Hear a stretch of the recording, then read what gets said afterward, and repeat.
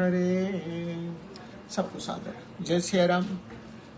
भगवान की कथा का स्मरण करते हुए हम लोग अयोध्या कांड में भगवान चित्रकूट में पर्णकुटी बना के निवास कर रहे हैं। गोस्वामी जी ने लिखा कि राम लखन सीता सहित सोहत परन निकेत।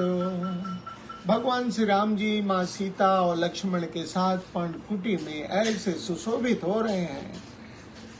जिमि बासव बस अमरपुर सचिए जयंत समेत। जैसे अमरावती में इंद्र अपनी पति सची और पुत्र जैन के साथ निवास करता है, उसी तरह से भगवान चित्रकूट में पर्णकुटी बना के सुशोभित हो रहे हैं। जोगो वही प्रभु सिय लख नहीं कैसे, पलक बिलोचन गोलक जैसे। भगवान राम जो है सीता जी और लक्ष्मण का सार संभार कैसे कैसे कर रहे हैं, जैसे पलकों की रक्षा, जैसे पलकें हमारी नेत्रों की रक्षा करती हैं। जोगो वही प्रभु सिय लख नहीं कैसे, पलक बिलोचन गोलक जैसे। जैसे नेत्रों की रक्षा जो है हमारी पलकें करती हैं, उसी तरह से भगवान इनकी देखभाल करते हैं। से वही लखन सिय रघुबीर ही। और लक्ष्मण क्या कर रहे हैं? से वही लखनु सिय रघुबीर ही। लक्ष्मण जी राम जी और सीता की सेवा कर रहे हैं। जिमि विवेकी पुरुष शरीर ही। जैसे विवेकहीन व्यक्ति केवल अपने शरीर में लगा होता है, उसी तरह से लक्ष्मण जी श्री सीताराम जी की सेवा कर रहे हैं। अब यहाँ क्या अर्थ है? यहाँ अर्थ यही है, अविवेक का अर्थ है कि उनको और कुछ नहीं सूझता है। मोरे सबई एक तुम स्वामी, एक ही भाव, उनके मन में एक ही भाव है कि इनकी सेवा करनी है। क्योंकि मोरे सबई एक तुम स्वामी, दीन बंधु उर अंतर जामी। लक्ष्मण जी राम जी को केवल और केवल राम जी को मानते हैं, इसलिए कुछ नहीं सूझता उनको, केवल सेवा में लगे हुए हैं। से वही लखन सिय रघुबीर ही, झिमि विवेकी पुरुष शरीर ही। एह विधि प्रभु बन बसही सुखारी। इस तरह से भगवान जो है वन में सुख पूर्वक निवास कर रहे हैं। खग मृग सुर ताह पशु हितकारी। पशु पक्षियों देवताओं तपस्वियों को हित करने वाले राम जी इस तरह से वन में सुख पूर्वक निवास कर रहे हैं। कथा आगे बढ़ती है। गोस्वामी जी ने लिखा, कहे वो राम बन गवन सुहावा, सुनहु सुमंत्र अवध जिमि आवा। गोस्वामी जी ने लिखा कि अभी तक राम जी के वन गमन की कथा मैंने कही, अब सुमंत्र जी कैसे लौटते हैं वन से वो कथा सुनिए। फिरे निषादु प्रभु समुझाई, सचिव सहित रथ देखे सिहाई। निषाद जब भगवान को वन में छोड़ के वापस आते हैं तो सुमंत्र जी से मिलते हैं। सचिव सहित रथ देखे सिहाई। रथ के साथ जो है सुमंत्र जी को निषाद राजगुह देखते हैं। मंत्री बिकल बिलोकिनी साधु, कहीं न जाए जस भयउ विषादु। निषाद राजगुह ने सुमंत्र जी को जब देखा है तब जो है दुखी हो गए हैं। राम राम सिंह लखन पुकारी, पर वो धरन तल व्याकुल भारी। सुमंत्र जी देखते हैं कि निषाद जो है बिना राम जी के वापस आया है, तो सुमंत्र जी बोल पड़ते हैं, राम राम सिय लखन पुकारी। सुमंत्र जी राम सीता लक्ष्मण की पुकार लगाते हैं और परे बुधरनी तल व्याकुल भारी, जमीन पे गिर पड़ते हैं। देख दहिन दिस ही नाही, जनु बिनु पंख बिहग हकुलाही। जो राम जी के जिस रथ पे सवार होके भगवान आए थे, उस रथ में जो घोड़े लगाए गए हैं वो भी जो है हिनहिना रहे हैं। देखी दक्षिण दिशि ही नाही, जिस मार्ग से निषाद राजगुह अकेले आए हैं उस रास्ते को देख के घोड़े भी हिनहिना रहे हैं। जिन बिनु पंख विहग अकुलाही, जैसे बिना पंख के पक्षी व्याकुल हो जाते हैं, वही दशा राम जी के घोड़े की है जिस पे सवार होके राम जी आए थे। नहीं तृण चरहि न पियहि जलो, मोचहि लोचन बारी। जो घोड़े हैं वो नहीं तृण चरहि, घास नहीं खा रहे हैं, न पियहि जल भी नहीं ग्रहण कर रहे हैं, और नेत्र से आंसू उनके बह रहा है। व्याकुल भय निषाद सब, रघुबर बाजे निहारी। भगवान के घोड़े की यह दशा देख के निषाद राजगुह खुद व्याकुल हो जाते हैं। धर धीरज तब कहि निषादु, अब सुमंत्र परिहरहु विषादु। निषाद राज ने धैर्य धारण किया है और सुमंत्र जी से कहा कि अब सुमंत्र परिहरे विषादु, अब आप दुख छोड़ दें। निषाद राज ने सुमंत्र जी को समझाया है। समझाते हुए निषाद राजगुह सुमंत्र जी से कहते हैं, तुम पंडित परमार्थ ज्ञाता, आप तो परमार्थ जानते हो, तत्व ज्ञानी है। धरहु धीर लखी विमुख विधाता, विधाता हम सभी के प्रतिकूल है, इसलिए आप धैर्य धारण करिए। विविध कथा कही कही मृदु भानी, रथ बैठारे उबर बसरा आनी। निषाद राजगुह ने उन्हें अनेक कथाएं सुनाई हैं और बस सुमंत्र जी को रथ पे बैठाया है। शोक शिथिल रथ सकई न हाके, रघुबर बिरह पीर बाकी। सुमंत्र जी इतने शोकाकुल हैं कि रथ चलाया नहीं जा उनसे चल नहीं रहा है। चर फराहि मग चलहि न घोरे, बन मृग मनहु आनी रथ जोरे। घोड़े जो है आगे बढ़ते नहीं है, ऐसा लग रहा है कि इन अश्वों की जगह जंगली पशु उसमें बांध दिए गए हों। अढ़ुक पर ही फिर हे रही पीछे, राम वियोग बिकल दुख तीछे। जो घोड़े हैं वो पीछे देखते हैं, आगे नहीं बढ़ते हैं। राम जी के वियोग में पीछे की ओर देखने लगते हैं। जो कह राम लखन बह देहि, करी करहि तो हे रही ते ही। गोस्वामी जी ने लिखा कि जो कोई भी राम लक्ष्मण का नाम लेता है तो घोड़े उसकी ओर देखने लगते हैं। बाज बिरह गति कही किमि जाति, बिनु मनि फनिक बिकल जही भांति। घोड़ों की वही दशा है जैसे बिना मणि के सर्प व्याकुल हो जाता है। भयो निषाद विषाद बत, देखत सचिव तुरंग। सुमंत्र जी के घोड़े को देख के निषाद राज खुद जो है दुखी हो जाते हैं। बोल सुसेवक चारितब, दिए सारथी संग। सुमंत्र जी की दशा को देख के निषाद राजगुह ने 4 साथी उनके साथ लगा दिए हैं। गुह सारथी फिर पहुंचाई, बिरह विषाद बरनी नहीं जाए। निषाद राजगुह ने सुमंत्र जी को पहुंचा के वापस लौटाते हैं। उनके दुख को कहा नहीं जा सकता है। चले अवध ले रथ निषादा, हो छन छन मगन विषादा। निषाद राजगुह ने जो 4 सेवक सुमंत्र जी के साथ लगाए थे उस रथ को लेके वो अयोध्या चलते हैं। हो ही छन मगन, लेकिन वो भी दुखी हो जाते हैं।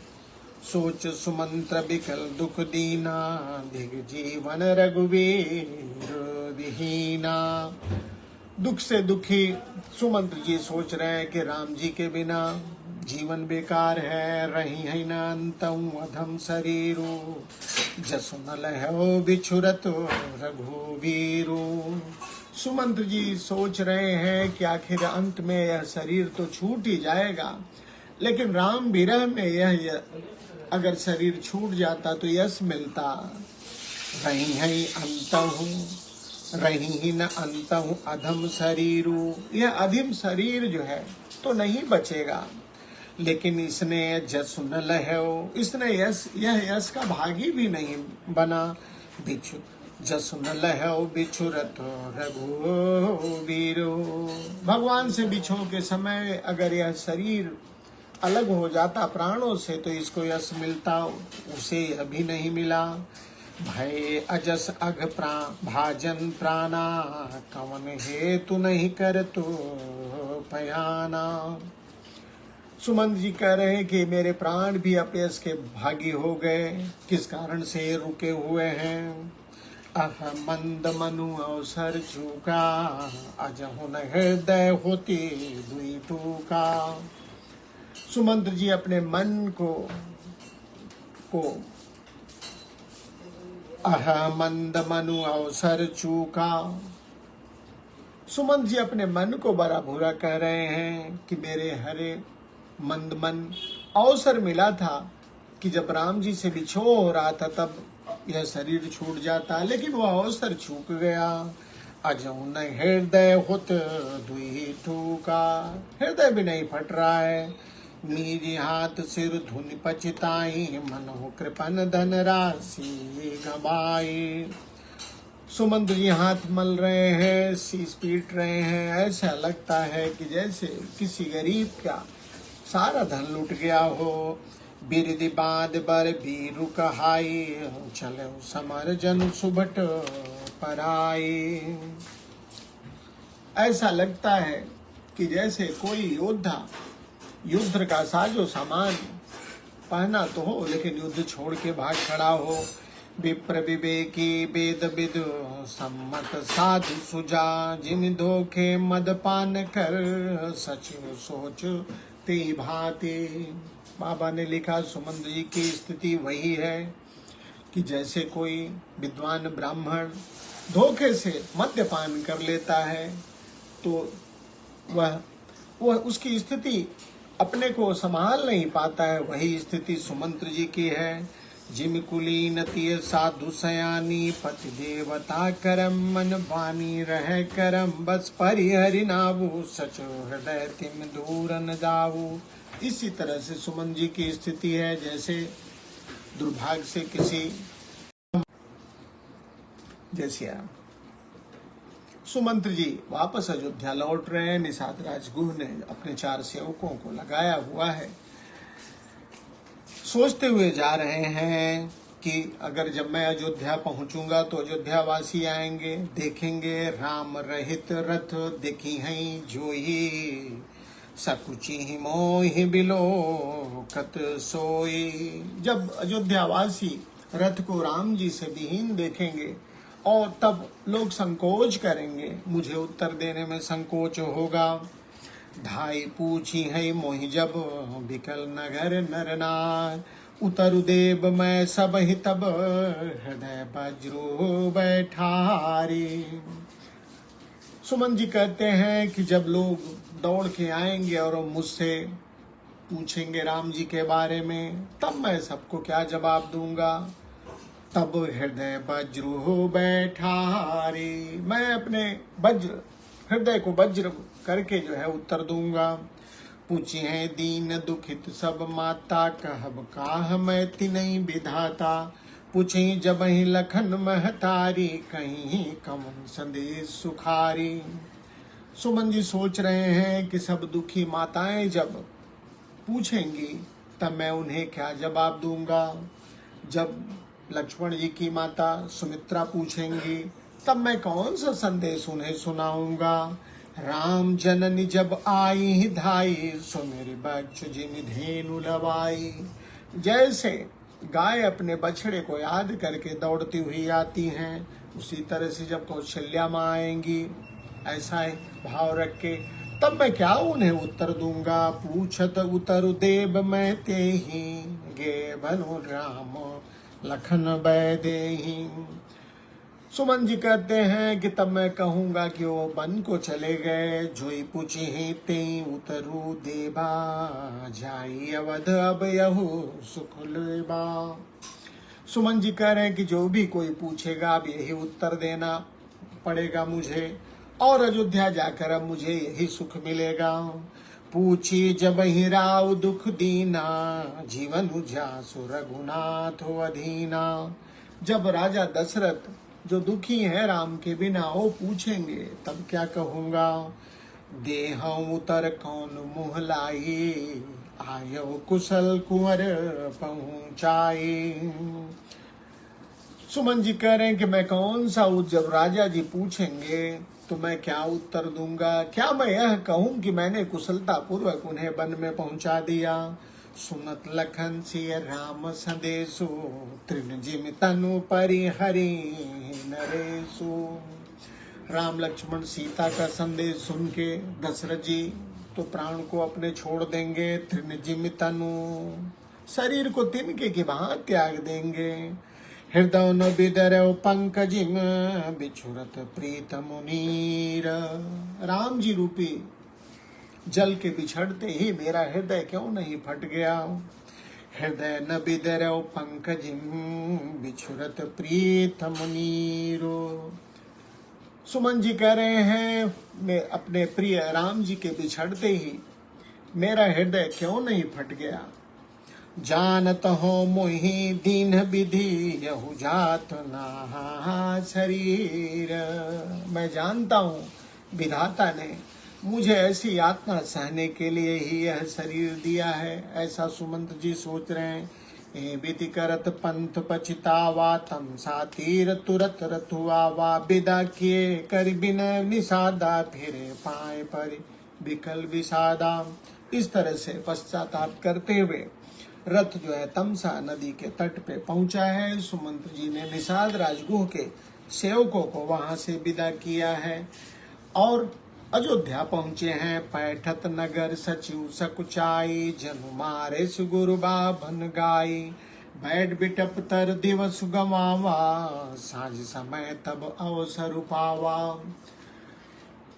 सुमंत जी सवेरे ही पहुंचे हैं लेकिन पूरा दिन वन में काटते हैं। शाम होती है तब अवसर देख के नगर में प्रवेश करते हैं। अवध प्रवेशो किन अधियारे, पैठ भवन रथुरा की दुआरे। जब अंधेरा हो गया है तब सुमंत जी ने भवन में प्रवेश किया है, रथ को बाहर खड़ा किया है। जिन जिन समाचार सुनि पाए, भूप द्वार रथ देखनु आए। जिन्हें भी समाचार मिलता है राजा के महल के बाहर रथ को देखने लोग आते हैं। रथ पहचान बिकल की गोरे, गरहि तात जिमिया तपवोरे। नगर नारी नर व्याकुल कैसे, निगटत नीरो मिनगन जैसे। लोग जो है जिन लोगों को पता चलता है कि रथ वापस लौट आया है वो आते हैं, रथ को देखते हैं और व्याकुल घोड़ों को देख के ऐसा लग रहा है जैसे जल के घटने पे मछलियां व्याकुल हो जाती, उसी तरह से राम जी के बिना नगर के सारे नर नारी व्याकुल हो गए। सचिव आगमन सुनत सबो, बिकल भयहुर निवास। भवन भयंकर लागते, मानव प्रेत निवास। सचिव आगमन सुनत सबो, सबको पता चल गया कि सुमंत्र जी अकेले आए हैं। तब बिकल भयहुर निवास, सारा रनिवास जो है व्याकुल हो जाता है। और महल जो है भवन भयंकर लागते ही, मानव प्रेतो निवास। उन सभी को राजमहल प्रेत के निवास के समान लग रहा है। इस तरह से सुमंत जी राम जी को पहुंचा के अयोध्या जो है लौट आए हैं। सुमंत जी की कल जो है भेंट जो है अब दशरथ जी से होगी। दशरथ जी से वो क्या कहते हैं, दशरथ जी कैसा महसूस करते हैं, इन सब बातों का जवाब हमें कल मिलेगा।